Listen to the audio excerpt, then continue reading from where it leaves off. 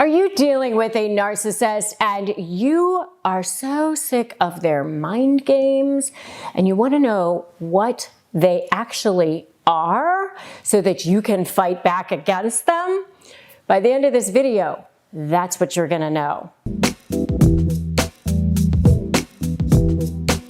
Hi, I'm Rebecca Zung, top 1% attorney and the best-selling author of the books Negotiate Like You Matter and Breaking Free, a step-by-step divorce guide. And I've helped many thousands of people go from lives of drama, trauma, chaos, and the narcissist toxic stew of a world, all the way to lives of freedom, possibility, purpose, feeling good, breaking free. Doesn't that sound good?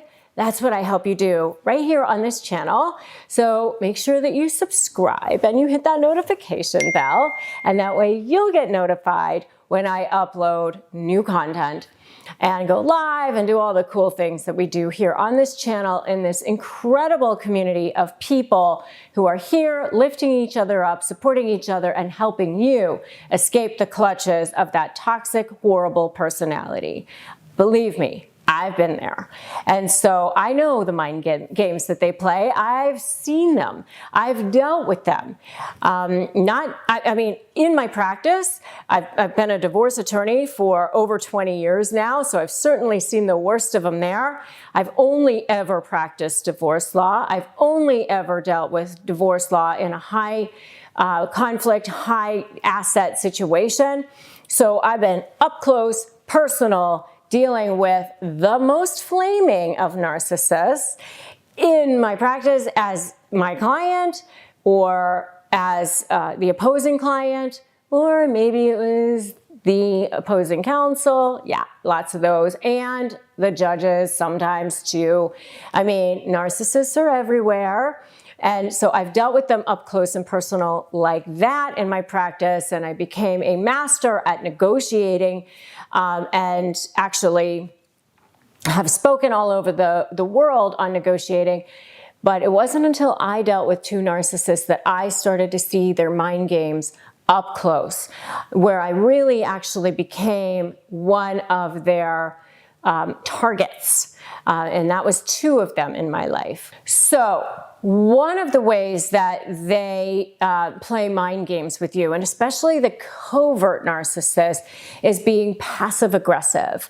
And so, you know, this is where they say little things that, you know, might be construed as okay, but then is also not.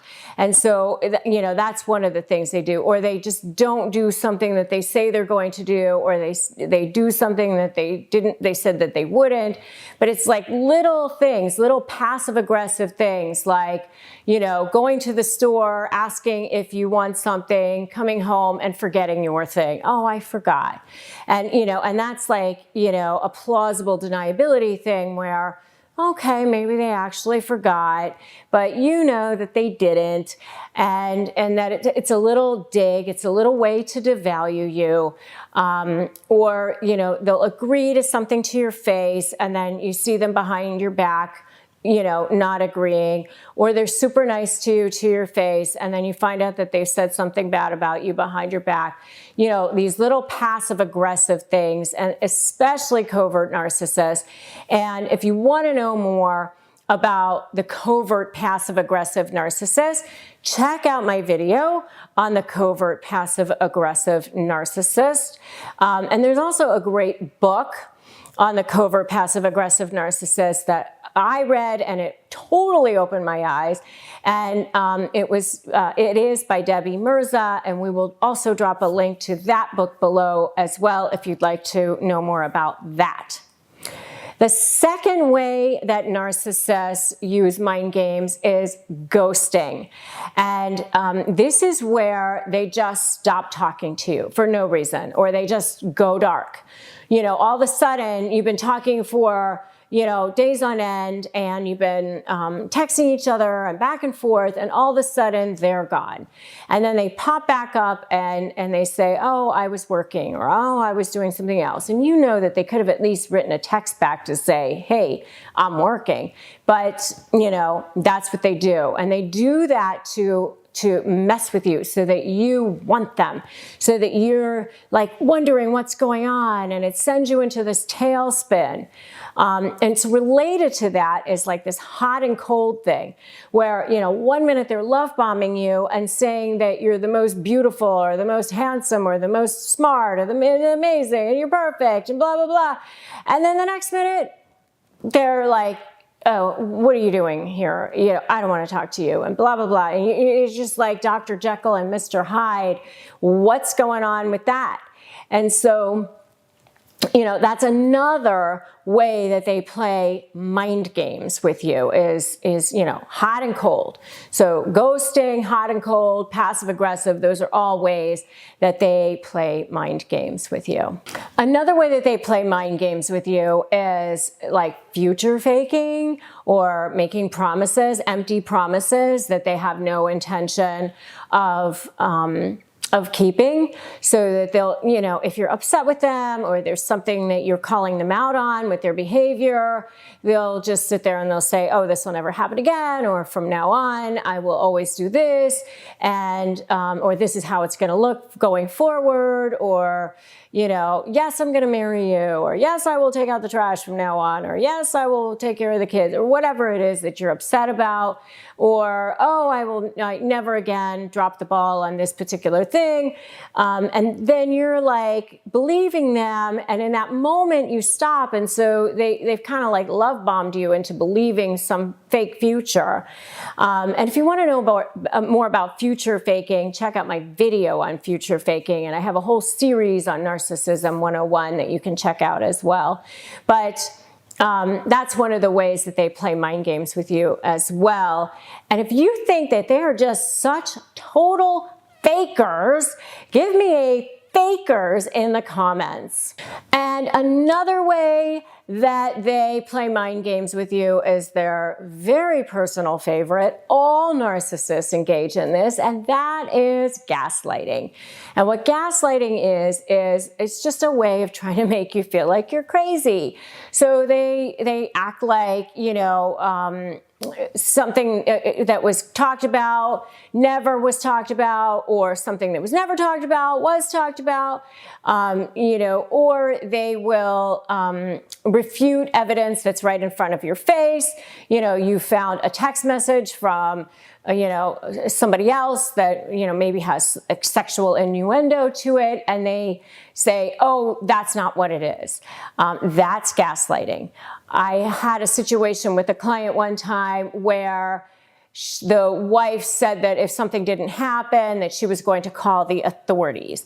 And my client responded like, there's no reason to threaten that you're going to call the cops. And then she writes back, I didn't say I was going to call the cops. I said I was going to contact the authorities. Again, that's just a form of gaslighting, because who else would be the authorities other than the cops? But they just change these things around and change up the conversation in a way that is trying to make you think that you're crazy. So gaslighting comes from the term from a movie called Gaslight, from I think in the 30s or 40s, and in that particular movie, the husband was trying to make the wife think that she was crazy by blowing out the gas lights, and she would say, oh, wasn't that just lit? And he would say, no, wasn't lit. So, and so that's where that term actually comes from.